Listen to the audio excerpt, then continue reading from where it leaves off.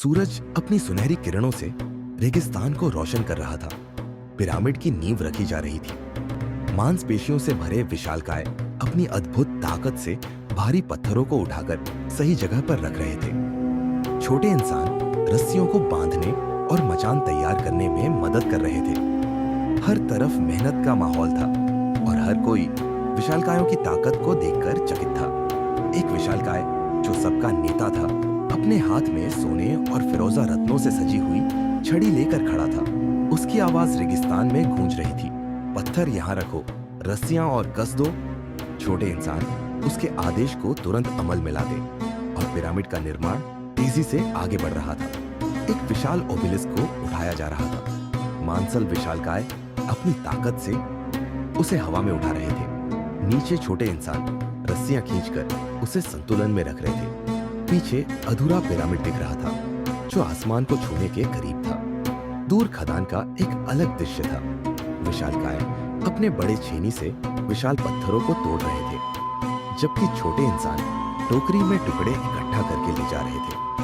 पत्थरों और छेनी की आवाजें मिलकर मेहनत का एक अनोखा संगीत तैयार कर रही थी। शाम का समय था, सूरज ढल रहा था और रेगिस्तान लालिमा में डूबा हुआ था।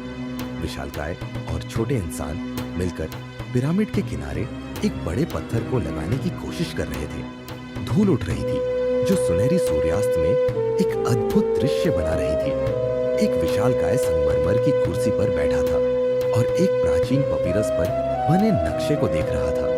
छोटे इंसान उसके आसपास इकट्ठा होकर अपने काम की दिशा निर्देश ले रहे थे।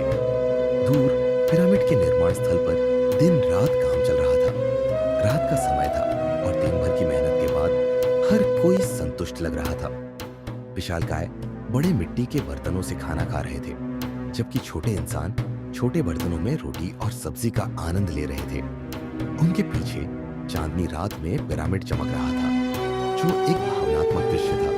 सुबह का समय था और अब सबसे महत्वपूर्ण क्षण आ चुका था। एक विशालकाय पिरामिड के ऊपर खड़ा था, अपने हाथ में सोने का कैपस्टोन पकड़े हुए।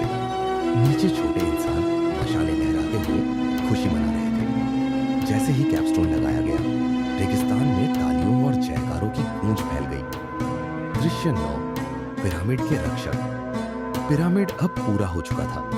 2 मांसल विशालकाय इसके प्रवेश द्वार पर खड़े थे, अपने हाथों में बड़े पत्थर के डंडे पकड़े हुए। छोटे इंसान अंदर फरोहा के लिए भेंट लेकर जा रहे थे। दीवारों पर बने चित्रलिपियां विशालकाय और इंसानों की इस अविश्वसनीय साझेदारी की कहानी सुना रही थी। फरोहा अपने सुनहरे रथ पर बैठा हुआ था और एक भव्य शोभा यात्रा का नेतृत्व कर रहा था। उसके बगल में एक विशालकाय एक रक्षक की तरह चल रहा था, अपने कंधे ऊंचे रखे हुए। पीछे पूरा हुआ पिरामिड खड़ा था, जो विशालकायों और इंसानों की संयुक्त ताकत और एकता का प्रतीक था।